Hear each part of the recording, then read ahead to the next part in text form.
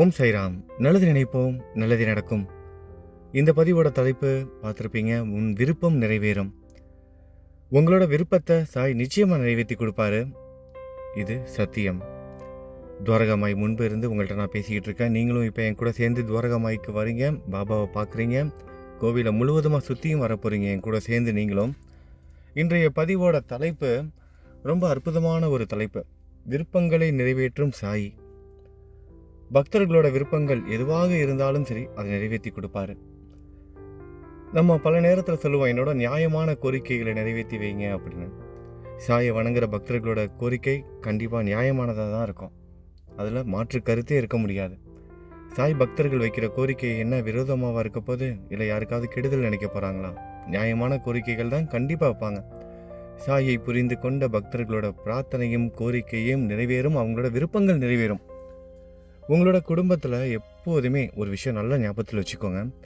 எந்த ஒரு நல்ல விஷயம் நடந்தாலும் சரி, இல்லை ஏதோ ஒரு விஷயத்துக்காக நீங்கள் காத்துக்கிட்டு இருந்தாலும் சரி, அந்த எல்லா விஷயத்துலேயும் சரி, உங்கள் குடும்பத்தில் ஒருத்தராக சாயையும் எப்பயும் இணைச்சிக்கோங்க. வெறும் வாய் வார்த்தையில் மட்டும் சொல்லாமல், உங்கள் வீட்டில் இருக்கிற பாபாவோட மூர்த்தி, பாபாவோட சிலைகளுக்கு உடைகள் வாங்கி வைக்கிறதுலேருந்து, அதாவது உங்கள் வீட்டில் எல்லாருக்கும் ஒரு புது துணி வாங்குறீங்க அப்படின்னா, முக்கியமான பண்டிகை காலங்களில் பாபாவுக்கும் புது துணி போடுங்க. உங்கள் வீட்டில் இருக்கிற குழந்தைகளுக்கும் உங்களோட வீட்டில் இருக்க அப்பா அம்மாவுக்கும் நீங்கள் என்னென்ன செய்வீங்களோ அது எல்லாமே சாய்க்கும் செய்யுங்க. இதை எப்போதுமே மறந்துடாதீங்க. உங்கள் வீட்டில் ஒருத்தராக அவரை வச்சுக்கிட்டீங்க, இல்லை அவர் உங்கள் வீட்டில் ஒருத்தராக இருக்கார் அப்படின்னா உங்களோட வீடு எப்படி இருக்கும் கொஞ்சம் மனசில் நினச்சி பாருங்கள். எல்லா விஷயங்களையும் அவரையும் சேர்த்துக்கோங்க. எல்லா விஷயம், எந்த விஷயமா இருந்தாலும் சரி, தவறே கிடையாது.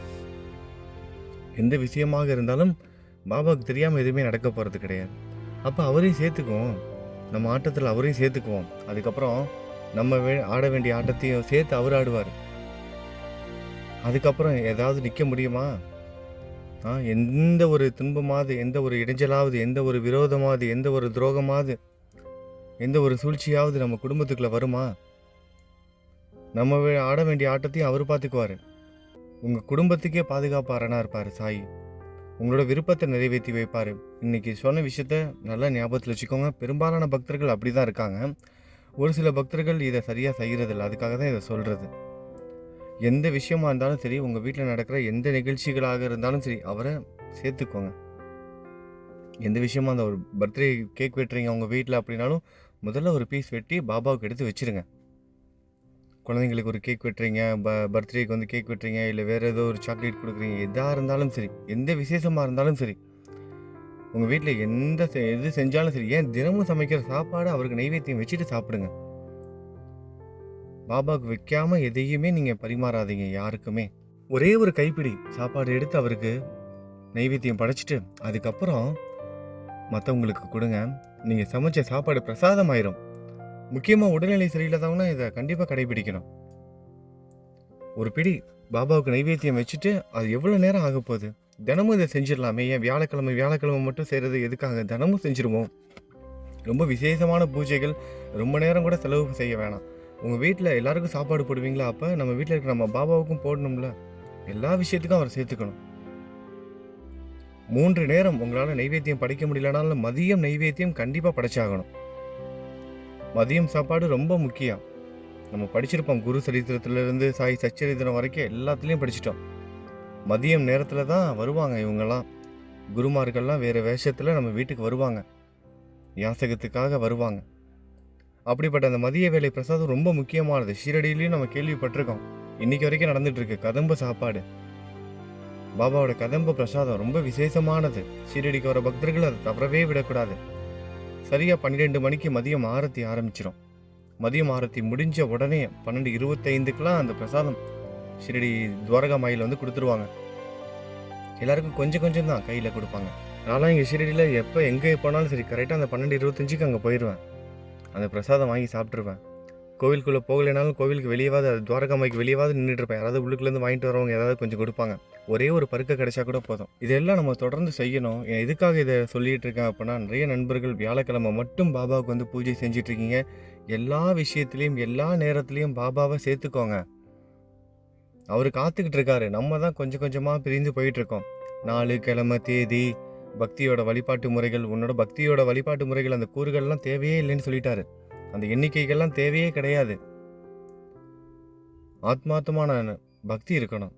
நீங்கள் ஷிரடியில் இருந்தாலும் எங்கே இருந்தாலும் சரி, ஷிரடிக்கே வந்தாலும் ஆத்மார்த்தமான அந்த ஒரு உணர்வு இல்லாதவங்களுக்கு பாபாவோட ஆசீர்வாதம் கிடைக்காது.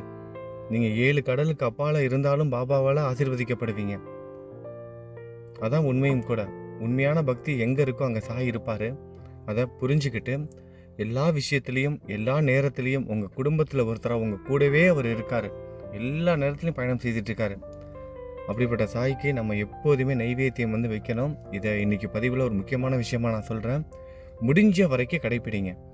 ஏன்னா நிறைய பேரால் இந்த முடியாது, கலியுகத்தில் முடியாது. காலையில் வேலைக்கு போனால் இரவு நேரத்தில் தான் வருவாங்க. நீங்கள் எப்போல்லாம் வீட்டில் இருக்கீங்களோ, எப்போல்லாம் மதியம் டைமில் வீட்டில் இருக்கீங்களோ அந்த நேரத்தில் நைவேத்தியம் வச்சுருங்க. வீட்டில் சமைக்கலைனாலும் ஒரு பிஸ்கட்டோ ஒரு பாலோ தண்ணியோ ஏதோ ஒன்று வச்சு ஒரு கல்கண்டு பிரசாதமாவது வச்சு சாமி கும்பிடுங்க தினைக்கும். உங்களால் முடியாத அன்றைக்கி பரவாயில்ல, வீட்டில் இருக்கிற அன்றைக்கி இதை செஞ்சிடணும். வீட்டில் இருந்துக்கிட்டே இதை செய்யலைன்னா ரொம்ப தப்பு இல்லை. எல்லா நாளும் எல்லா நேரமும் அவரோட ஆசீர்வாதம் நமக்கு இருக்கணும். அவர் நம்மளை பார்த்துக்கணும், நம்ம குடும்பத்தை பார்த்துக்கணும், 24/7 அவர் நமக்காக வேலை செய்யணும், இதெல்லாம் எதிர்பார்க்குறோம். ஆனால் அந்த அவருக்காக இந்த சின்ன சின்ன நேரத்தை கூட நம்மளால் ஒதுக்க மாட்டேங்கிறோம். இரவு 12 மணிக்கு ஏதாவது ஒரு ஆபத்துனாலும் நம்ம உடனே என்ன பண்ணுறோம், ஏதாவது ஒரு விஷயம்னாலும் உடனே பாபா தான் மனசில் நினைக்கிறோம். 24/7 24 மணி நேரமும் வருஷம் 365 நாளும் அவருக்கு நம்ம ரெஸ்டே கொடுக்கறது கிடையாது. அவர் நம்ம எல்லாருக்காகவும் வேலை செஞ்சுக்கிட்டே இருக்கணும். அப்போ தான் நம்ம நிம்மதியாக இருக்க முடியும். மன ஆறுதல் கொடுக்கணும், தைரியம் கொடுக்கணும், மீட்டு நம்மளை கொண்டுட்டு வரணும். இப்படி பல வேலைகள் அவருக்கு நம்ம கொடுத்துக்கிட்டே இருக்கோம். கொஞ்சம் கூட சளைக்கவே மாட்டேங்கிறோம். சாய் நீங்கள் கொஞ்சம் ரெஸ்ட் எடுத்துக்கோங்க, இந்த பிரச்சனையை நானே பார்த்துக்கிறேன். சின்ன விஷயமா இருந்தால் கூட சாய் என் கூட வாங்க, குழந்தை அம்மாவும் அப்பாவையும் கூப்பிடும்ல, அந்த மாதிரி சின்ன விஷயமா இருந்தால் கூட அம்மா அப்பா என்ன நினைப்பாங்க, தன்னோட குழந்தை கூடயே இருந்து பார்த்துக்கணும்னு நினைப்பாங்க. திடீர்னு அவங்களுக்கு ஒரு யோசனை வரும், நம்ம பையன் நம்மளே எதிர்பார்த்தே இருக்கானே, அவனே இப்போ வாழ கற்றுக்குவான் அப்படின்னு அம்மா அப்பாவும் எதிர்பார்ப்பாங்க. ஒரு வயசில் நம்ம கெடுத்துட்டோமோ கூடயே வச்சுருந்து அப்படின்னு. ஆனாலும் குழந்தை எதிர்பார்த்துக்கிட்டே இருக்கும் எல்லா நேரத்துலையும். அதுவும் பெண் குழந்தைகள் சொல்லவே வேணாம். திருமணமாகி மறு வீட்டுக்கு போனாலும் கூட தாய் தந்தையோட நினைப்பாவே இருப்பாங்க. இப்படி பல பெண் குழந்தைகள், பெண் பக்தைகள் நம்ம சாய் குடும்பத்தில் இருக்கீங்க. இப்படி எல்லா நேரத்துலையுமே நம்ம சாய் நம்ம கூடவே இருக்கணும்னு எதிர்பார்க்குறோம். அவரும் நம்ம கூடவே இருக்கார். எந்த ஒரு நேரத்துலையும் ஒரு சின்ன விஷயமா இருந்தால் கூட, சாதாரணமான விஷயமா இருக்கும், அப்போ கூட அவர் நம்ம கூட வர்றதை நமக்கு உணர்த்திக்கிட்டு இருக்காரு.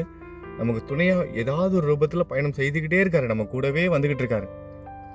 அப்படிப்பட்ட சாயை நம்ம கெட்டியாக பிடிச்சிக்கணும்.